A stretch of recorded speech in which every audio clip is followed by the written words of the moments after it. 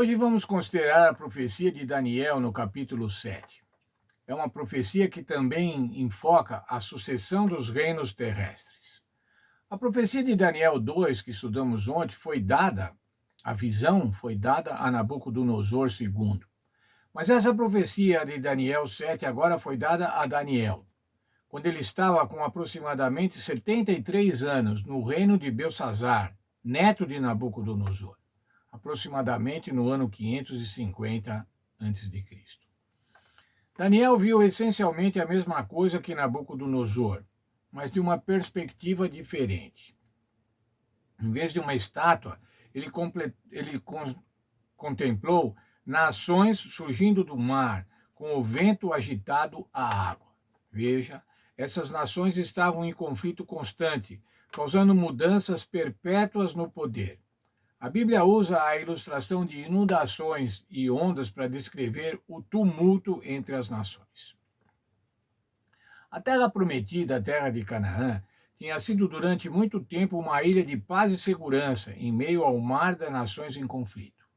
O povo de Israel estava isolado, o povo de Israel estava protegido por Deus. Era uma nação sagrada, sob um governo de Deus, em oposição às nações rebeldes.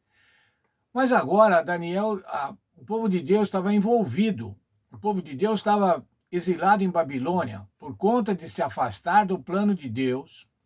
Eles haviam sido agora invadidos e estavam dominados por Babilônia. O que é que Daniel viu agora então em seu sonho? Esse sonho enquanto ele estava lá em Babilônia. O resumo da visão. 4 ventos do céu agitavam o grande mar. E subiam do mar 4 animais grandes e diferentes uns dos outros. O que significavam esses ventos? Esses ventos eram os movimentos diplomáticos, bélicos ou políticos que moviam as histórias das nações neste período. E que era o grande mar? O grande mar eram as nações do mundo. Os 4 ventos agora são também os 4 pontos cardeais: atividade política e atividade bélica, atividade econômica em várias partes da Terra. Os 4 ventos representam os quatro animais representam os 4 reinos. Portanto, Daniel 7 e Daniel 2 são profecias paralelas. Veja lá os animais de Daniel 7. O leão, que representa a Babilônia. O urso, que representa a Médio-Pérsia. O leopardo, que representa a Grécia. E o animal terrível e espantoso, muito forte. Um animal não descrito, não descritível como animais comuns, mas que representa Roma imperial. Daniel observou que os ventos agitando o mar, quando de repente os animais começaram a subir para a terra. Isso quer dizer o quê? Subir para a terra, subir para o território do povo de Deus, para a área do povo de Deus. Era isso que estava acontecendo. O povo de Deus estava agora sendo subjugado por esses animais. Os problemas dos gentios se tornaram problemas do seu povo. Israel escolheu viver como gentios, então agora viveria com os gentios sob o poder deles. O povo de Deus viveria sob o poder dos reinos terrestres. Começando com a dominação babilônica, o povo da aliança nunca mais desfrutou autonomia completa e duradoura. Bem, veja lá então, até a volta do Senhor Jesus Cristo, o povo de Deus sofreu e sofrerá sobre o domínio dos reinos terrestres. Quais reinos terrestres? Vamos recapitular: Babilônia, Medo-Pérsia, Grécia, Roma Imperial, Roma Eclesiástica e Roma Papal, ou Roma Papal. Embora algumas nações tenham sido melhores que as outras, e alguns períodos tenham sido mais pacíficos do que os outros, a maior parte da história tem sido uma tragédia após outra, um opressor após outro. E tudo isso sob o domínio de governantes que afirmam ter as melhores condições para seu povo. Isso contrasta com o governo que Deus desejava, se a nação ao menos o tivesse escolhido. O que vemos, irmãos? Sucessões de governos que dizem que querem fazer o melhor para o povo, mas que acabam sendo opressores. opressores econômicos, opressores intelectuais, opressores religiosos. É isso que tem acontecido. Mas por que acontece isso? O apóstolo Paulo explica por que acontece isso. Por que as coisas nesse planeta, junto com os seres humanos, não dão certo? Romanos 3, 10 a 19. O apóstolo Paulo explica o porquê das condições do mundo, o porquê das condições dos governos e também dos governados. Veja lá o que ele faz, eu fiz aqui um resumo. Não há um justo, não há nenhum sequer. Não há quem entenda e quem busque a Deus. Todos se extraviaram e dessa forma se tornaram inúteis. Não há quem faça o bem. Eles destilam boca de veneno, engano, maldição e amargura.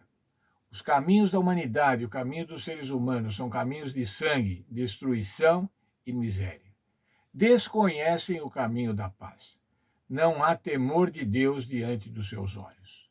Veja, irmãos, que condição deplorável dos seres humanos por conta do pecado. Todos se extraviaram, todos se tornaram inúteis. A sua boca destila veneno, engano, maldição. Os caminhos de sangue, destruição e miséria. Basta olharmos, irmãos, bilhões de pessoas vivendo abaixo da linha da pobreza, vivendo de insegurança alimentar. Por quê? Por conta de governos corruptos, por conta de outros governos que são absolutamente ricos e que não tratam da miséria dos outros países. Por conta do acúmulo de riquezas, por conta da distribuição absolutamente injusta das riquezas. O que é isso? Isso é produto do ser humano. Isso é produto do caráter humano, do caráter pecador. Por isso que a Bíblia diz, o apóstolo Paulo está falando, eles são absolutamente culpáveis, são condenados, estão irremediavelmente perdidos. Agora veja, irmãos, o texto de Romanos 3,19. Os que vivem sob a lei ficam calados e são culpáveis perante Deus.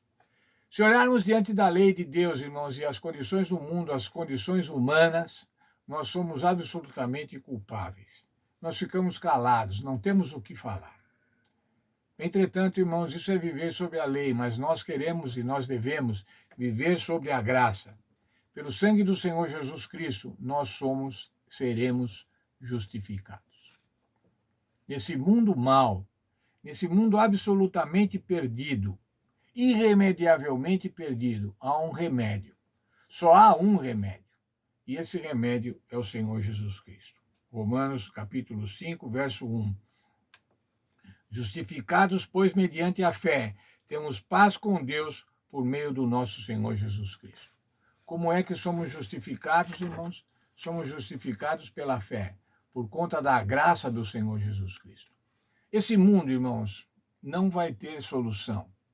Não há solução humana para esse mundo. Como que seres humanos tão inúteis, tão pecadores, poderão encontrar uma solução para esse mundo? A solução está no estabelecimento do reino do Senhor Jesus Cristo. A pedra lá de Daniel 2. E como é que nós podemos participar desse reino? Devemos participar desse reino aceitando a justificação do Senhor Jesus Cristo, aceitando a graça. Somos justificados pela fé. A justificação pela fé no Senhor Jesus Cristo. Então eu posso dizer uma coisa. Nós vivemos nesse mundo absolutamente corrupto, absolutamente mau. Mas o plano de Deus é que nós vivamos felizes e vida eterna. E para isso, o Senhor Jesus Cristo veio aqui sacrificar-se, morrer, derramar o seu sangue para cada um de nós. E eu quero, irmãos, honrar esse sacrifício, aceitando ao Senhor Jesus Cristo, fazendo com que o Senhor Jesus Cristo seja não somente o meu Salvador, mas seja o Senhor da minha vida. E que Ele seja também o Salvador e Senhor da vida de cada um de vocês.